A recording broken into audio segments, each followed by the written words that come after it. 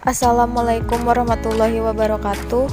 Video presentasi ini dibuat oleh kelompok yang beranggotakan Puspatul Qari'ah dan Nugroho Aji Mulyana.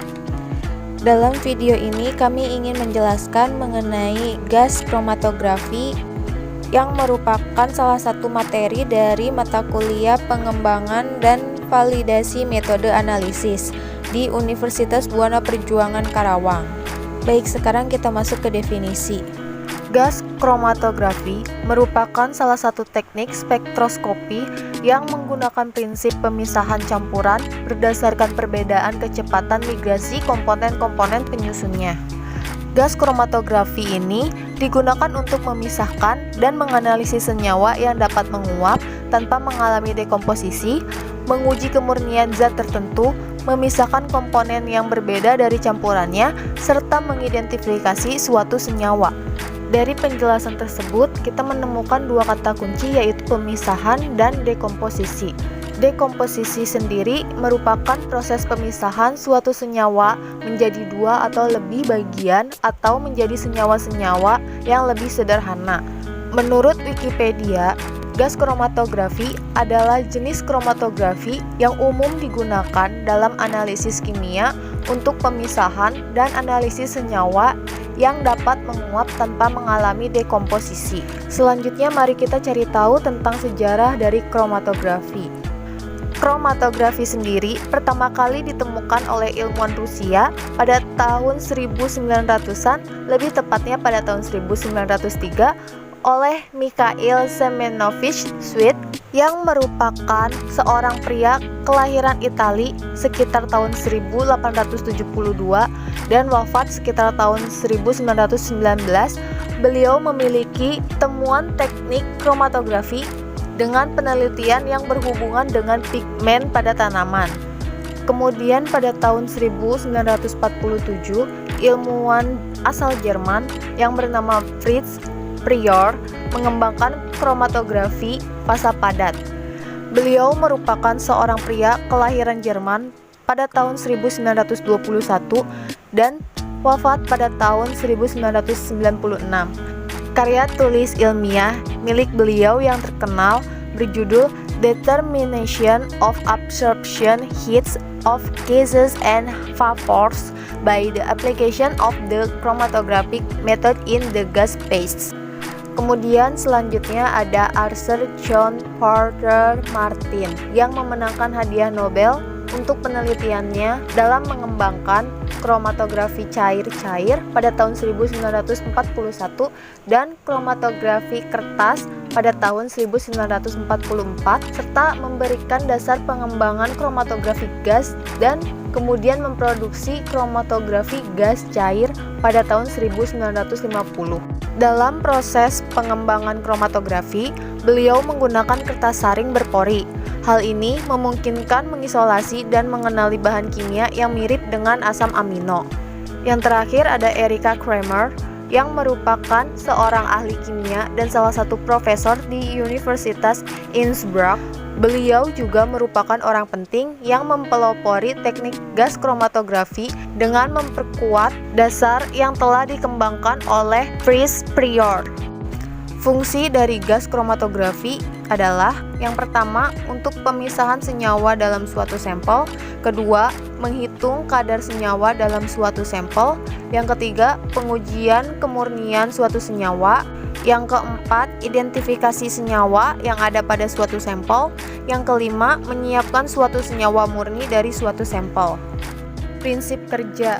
Sebelum kita memasuki ke bagian prinsip kerja, kita harus mengetahui terlebih dahulu mengenai istilah-istilah yang ada pada gas kromatografi ini.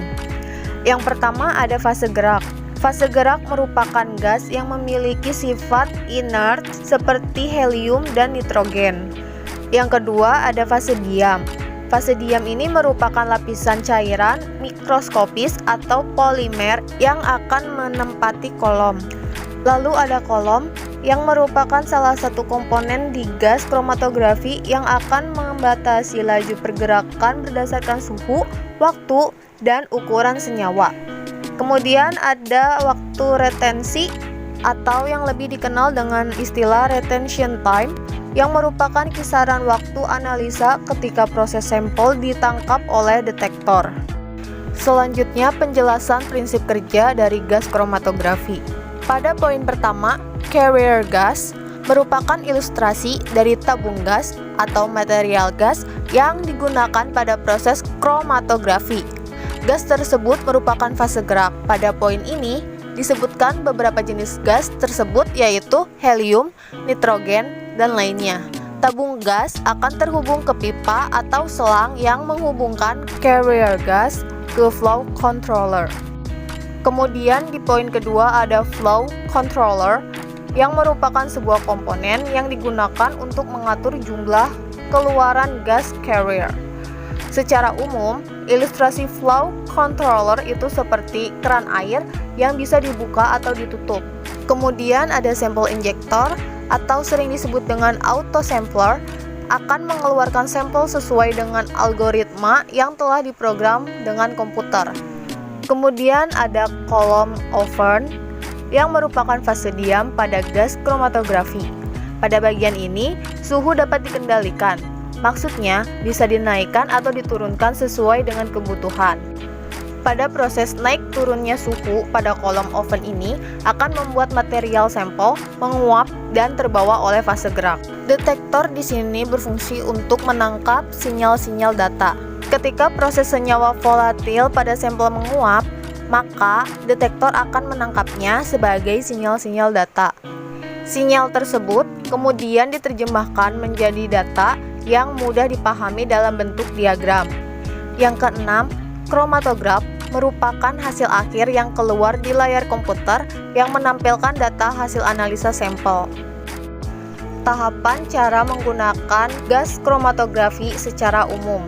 Yang pertama, pastikan Anda telah mengetahui atau membaca jurnal gas kromatografi yang berhubungan dengan aplikasi analisa Anda saat ini.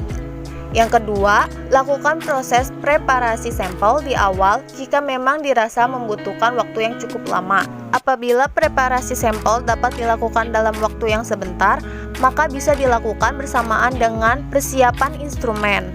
Kemudian nyalakan UPS untuk antisipasi daya listrik turun atau mati ketika instrumen sedang digunakan. Selanjutnya, nyalakan komputer atau PC yang sebelumnya sudah dikonfigurasi untuk instrumen gas kromatografi. Lalu, buka katup gas atau flow controller pada instrumen ini untuk memastikan gas carrier bisa mengalir.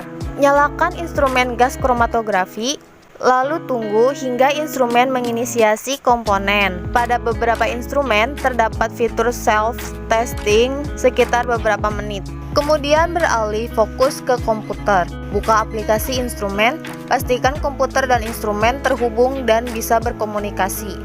Selanjutnya, setting instrumen untuk melakukan conditioning. Proses ini biasanya akan mengatur suhu kolom pada rentan tertentu. Tunggu 20 hingga 30 menit sesuai dengan masing-masing merek instrumen. Atau, pada kasus tertentu, terdapat informasi bahwa instrumen sudah dalam kondisi ready.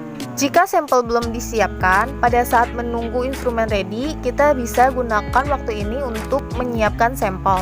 Kemudian, pada bagian aplikasi, setting identitas sampel yang akan dianalisa lengkap dengan informasi penting lainnya, seperti nama user, tanggal, metode, nama sampel, senyawa pada sampel, running time, holding time, retention time, dan lainnya. Kemudian jika dirasa semua persiapan untuk analisa sudah sesuai, lakukan running method instrumen dan injeksikan sampel. Selanjutnya tunggu hingga proses selesai dan menampilkan hasil pada layar komputer. Sekian video presentasi dari kami. Jika ada kekurangan atau kesalahan pada saat penyampaian, mohon dimaafkan. Akhir kata, wassalamualaikum warahmatullahi wabarakatuh.